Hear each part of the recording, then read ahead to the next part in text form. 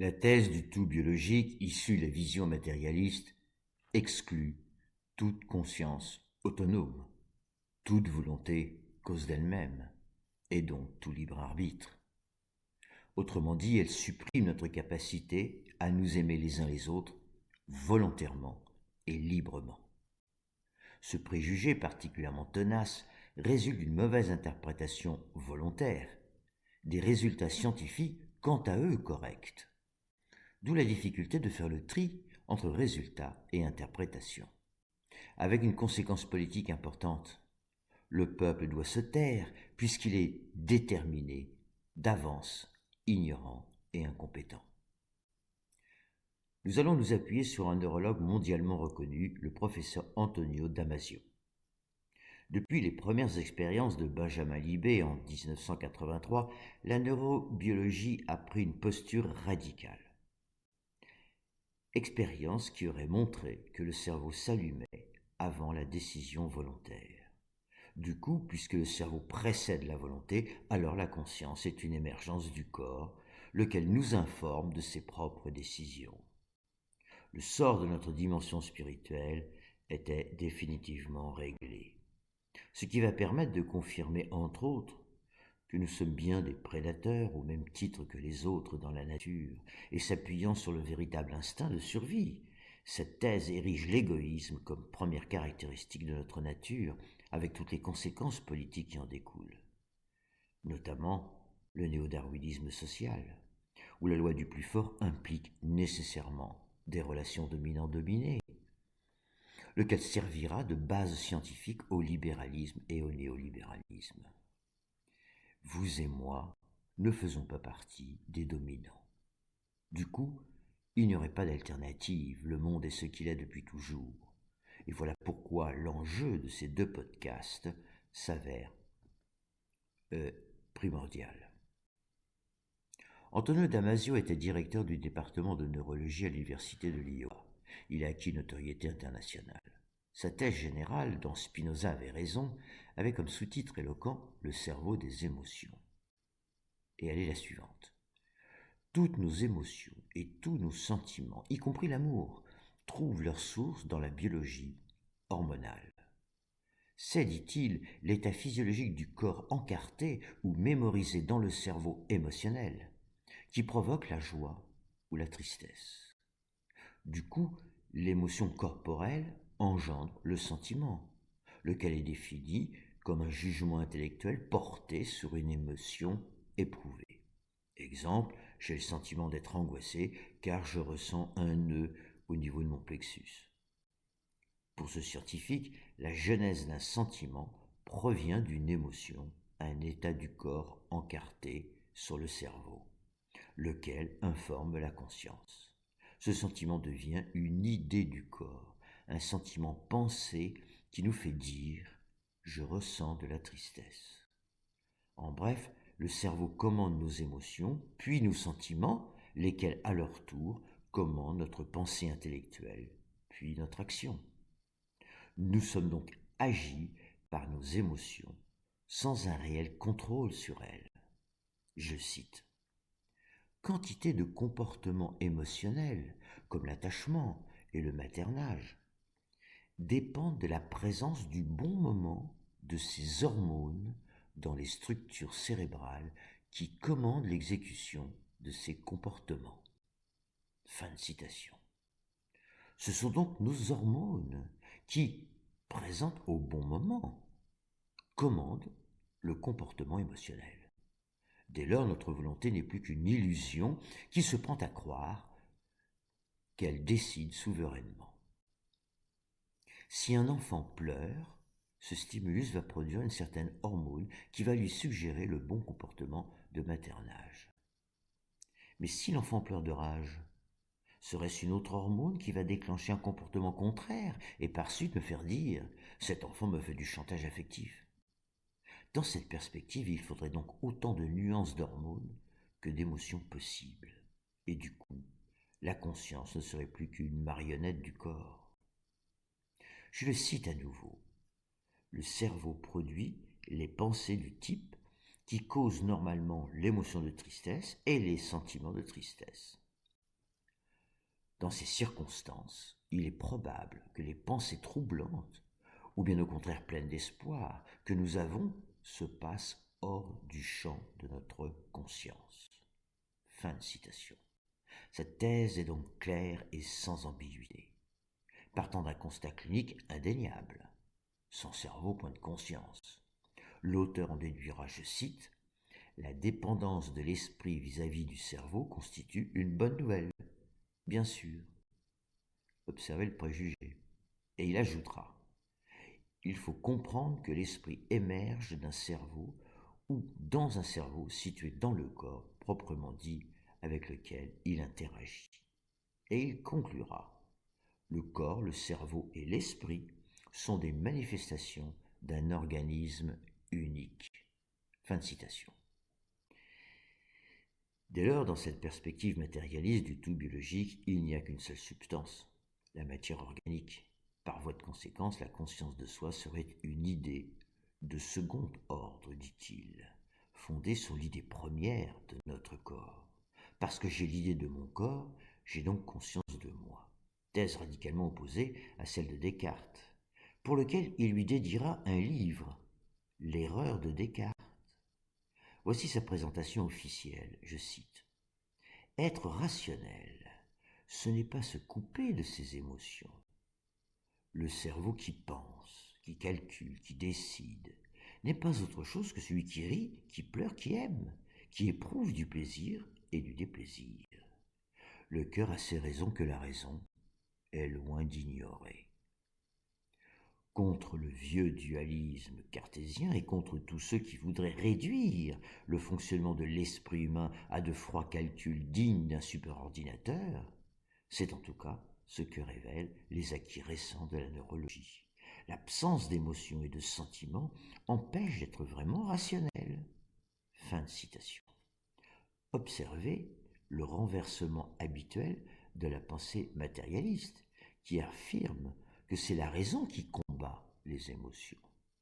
Avec Damasio, les émotions priment sur la raison. Pourquoi ? Parce que c'est le cerveau qui d'abord pleure, rit, aime, puis pense, décide et agit. Le cerveau décide donc selon ses émotions. En d'autres termes, mon corps m'informe de sa présence biologique et par suite me fait croire une présence à moi-même. Nous serions donc, pour ainsi dire, informés des décisions inconscientes prises par nos corps, tout en croyant, à notre insu, les prendre nous-mêmes. Ainsi nous croyons à tort être un sujet pensant et décidant en conscience. N'est-ce pas là une construction mentale d'une complexité inouïe ? Construction mentale qui serait du reste due au corps de notre auteur, du moins selon sa thèse, puisque ce qu'il pense provient de son corps. Ainsi tout se passe dans nos corps, donc sans le je suis, je pense de Descartes, sans notre identité spirituelle. À partir d'une expérience relatée par Damasio, nous allons faire une pierre deux coups. Constater son incroyable erreur de raisonnement et mieux comprendre les rôles respectifs de l'âme-cœur et de la conscience terrestre. Je l'appelle l'expérience de la femme triste. Je cite notre auteur. L'histoire étonnante que je vais vous conter est arrivée à une patiente étudiée par Yves Agide et son équipe à l'hôpital de Salpêtrière, à Paris. C'était une dame âgée de 65 ans qui avait depuis longtemps des symptômes parkinsoniens, lesquels ne réagissaient plus à la L-Dopa. Fin de citation. La L-Dopa est un neurotransmetteur, une molécule chimique, qui fait défaut à la personne atteinte de la maladie de Parkinson. Or, si elle ne réagit plus, c'est qu'elle réagissait avant, et que quelque chose en elle a tout fait pour que cette béquille chimique ne marche plus. Selon ma théorie, tant que l'âme décidera de maintenir le symptôme, la camisole chimique sera inefficace, et le symptôme perdurera jusqu'à ce que le message symbolique passe en conscience et corrige la déviation de vie survenue en amont.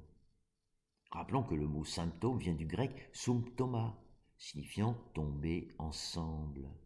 L'aspect biologique, plus le message symbolique, porteur en lui-même de sa propre résolution, en termes de correction du comportement déviant. Dans d'autres cas, le médicament aurait été efficace, l'âme estimant que le message a été correctement perçu. Dans le cas de notre patiente, il est clair qu'elle demeure dans l'ignorance du message de sa maladie. Revenons au récit de Damasio. Je cite.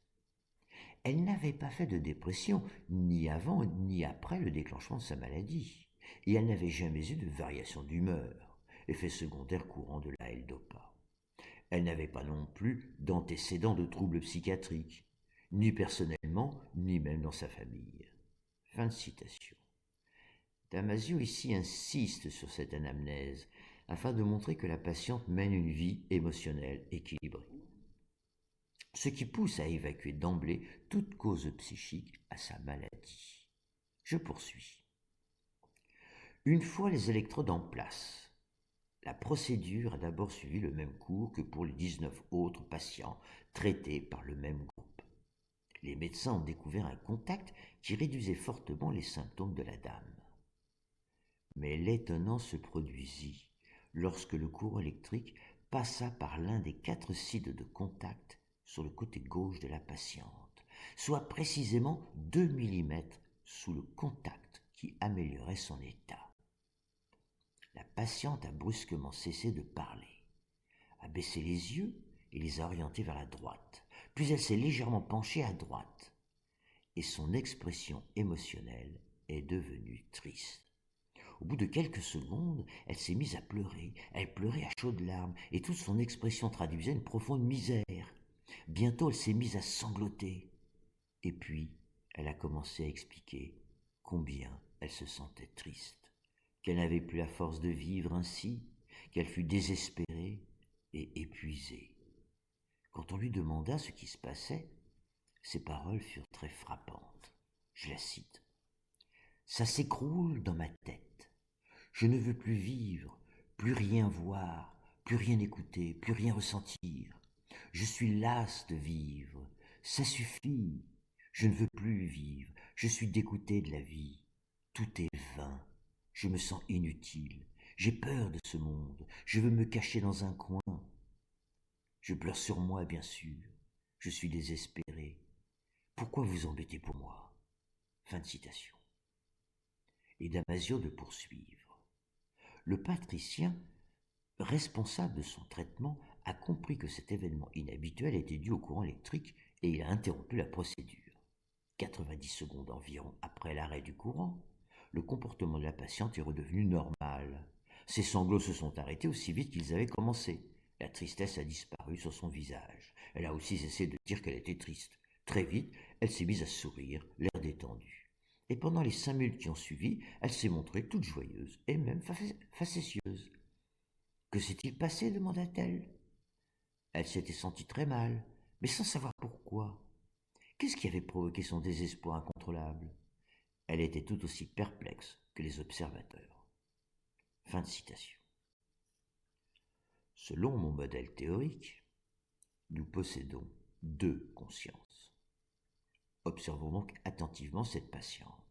Les 2 niveaux de conscience radicalement opposés. Cette conscience terrestre, côté conscience terrestre, elle est joyeuse. Côté âme-cœur, elle est dégoûtée de sa vie. Voyons les explications théoriques de Damasio. Je cite. « Et pourtant la réponse à ces questions était assez claire. Le courant électrique n'était pas passé dans les structures générales de contrôle moteur comme on s'y attendait. Il avait plutôt gagné un des noyaux du tronc cérébral qui contrôle des types particuliers d'actions. Ces actions, ensemble, produisent une émotion de tristesse. » Fin de citation.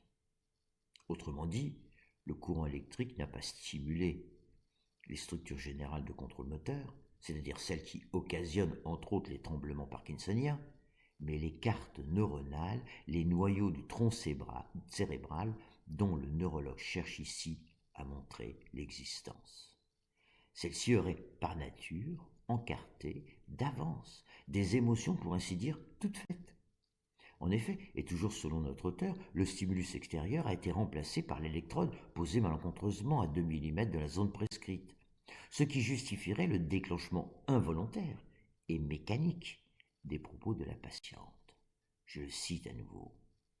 Fait remarquable, on aurait dit qu'un commutateur avait été actionné à l'intérieur du cerveau en réponse à celui qui avait été actionné à l'extérieur.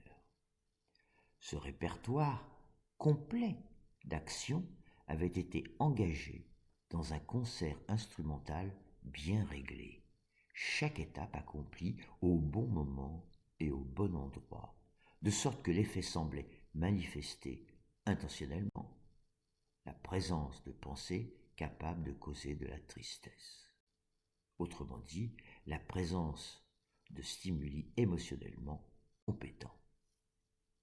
Sauf que, bien sûr, la patiente n'avait pas eu de pensée de ce type avant l'incident et qu'elle n'était pas non plus encline à avoir spontanément ces pensées. Les pensées liées à l'émotion ne venaient qu'après que l'émotion avait commencé. Et de conclure, ces données plaident en faveur de l'autonomie relative du mécanisme de déclenchement neural de l'émotion et de la dépendance du sentiment à l'égard de l'émotion. Fin de citation. En clair, l'autonomie du mécanisme neural s'est substituée à l'autonomie de la conscience. Dans son modèle, il n'y a qu'une seule conscience, laquelle pense ce que la matière organique lui laisse à penser.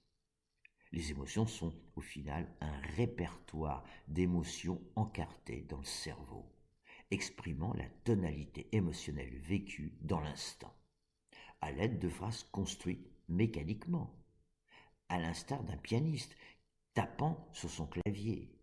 Attention, l'ego n'est pas le pianiste, c'est plutôt le cerveau lui-même, qui, en fonction des stimuli provenant de l'environnement, joue sa partition selon son répertoire inné et par suite donne à penser à la conscience, indépendamment de toute volonté autonome. Pour Damasio, ce désespoir incontrôlable ne peut provenir que de l'électrode, qui, comme le ferait le supposé pianiste neuronal, excite la zone cérébrale correspondant à l'émotion de tristesse. Une simple excitation électrique fortuite induirait donc l'expression verbale de la dite tristesse. Les mots, la syntaxe et l'intelligence qui s'en dégagent ne seraient dus qu'à un automatisme bien huilé par l'évolution. Selon mon point de vue, cette patiente, satisfaite de sa vie, sans antécédents dépressifs ni psychiatriques, qui, dès l'arrêt du courant de son cerveau, s'est mise à sourire l'air détendu, masque sa vérité vitale, c'est-à-dire celle vécue au plus profond de son âme-cœur. La vérité vitale est notre vérité émotionnelle vécue, voire subie dans nos relations familiales et sociales. Souvent, il y a un gouffre entre ce que nous subissons du point de vue émotionnel, notre cœur biologique, et la manière dont nous nous racontons l'histoire, voire la manière dont nous nous mentons à nous-mêmes.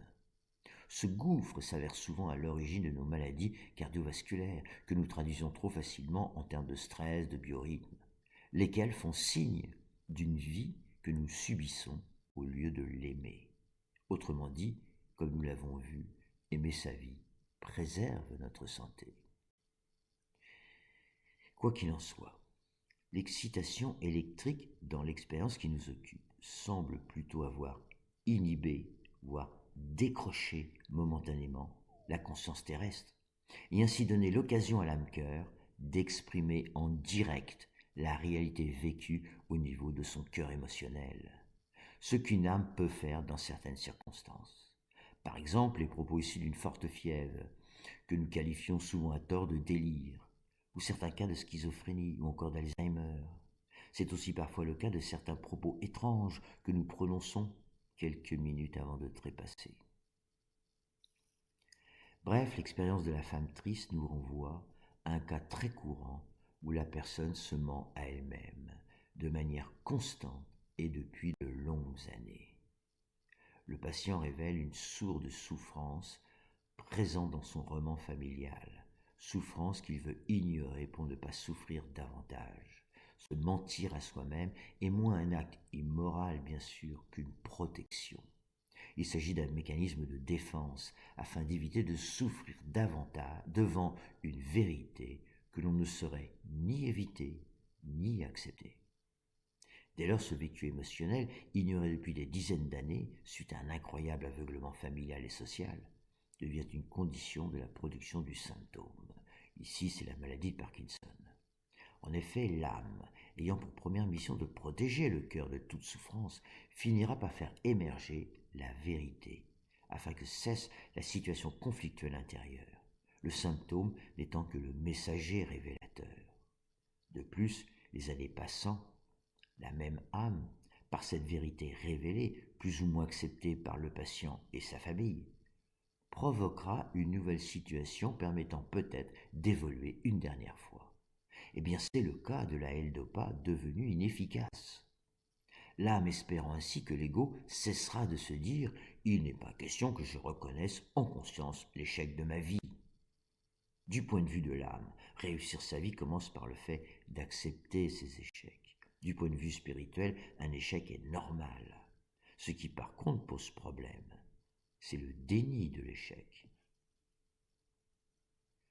Voici un message des anges qui pourrait être celui que l'âme de la femme triste adresserait à sa conscience terrestre. Je cite. « Chaque étape de votre vie est à étudier, à méditer. Qui êtes-vous? Quel sentiment en vous? Êtes-vous capable de haine, de violence? Reconnaissez-vous que oui? Ne pas s'échapper de sa situation est grand. Au contraire, il faut y prendre appui et vivre tel que nous sommes. Vous devez grandir jour après jour. La vie, une vie, n'est pas facile. Elle n'est extraordinaire que dans le dépassement de soi-même. Nous retrouvons la transcendance. Et vous ne pourrez vous dépasser qu'en puisant force et amour en vous. Le reste étant factice. Il n'y a pas de but. Il n'y a seulement que l'infiniment grand que nous parcourons de vie en vie. Ta vérité n'est pas la sienne. Chaque homme a sa vérité propre. Chaque homme trouvera son chemin s'il écoute sa vérité. Chaque homme perdra son chemin s'il écoute la vérité de l'autre. Une seule vérité existe. La seule, l'irremplaçable. Lorsque vous l'aurez trouvée, vous aurez trouvé votre force, votre vérité à tout jamais. Alors, dans vos multiples expériences de vie, il vous accompagnera et vous gagnerez. Fin de message. Revenons sur les propos tenus par notre femme triste. Notez que pour Damasio, ces mots, ces phrases, sa syntaxe et la charge émotionnelle intelligible qui les accompagne sont supposés être le produit d'un cerveau autonome et automate. Le dit cerveau appartenant à une femme qui n'aurait rien vécu de tout cela. Voici à nouveau ces mots.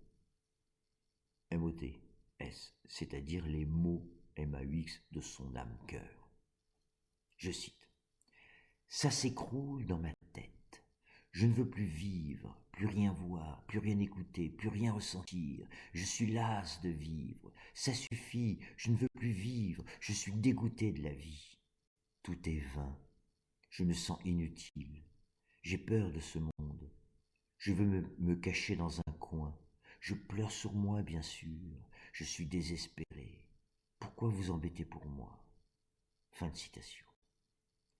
Vous aurez noté le caractère particulièrement intelligible, émouvant, d'une patiente dont la conscience, selon moi, vient d'être factuellement comme chantée par la pose d'électrodes. Or, étrangement, les manuels de décodage biologique associent au message symbolique de la maladie de Parkinson des termes similaires à ceux de notre patiente.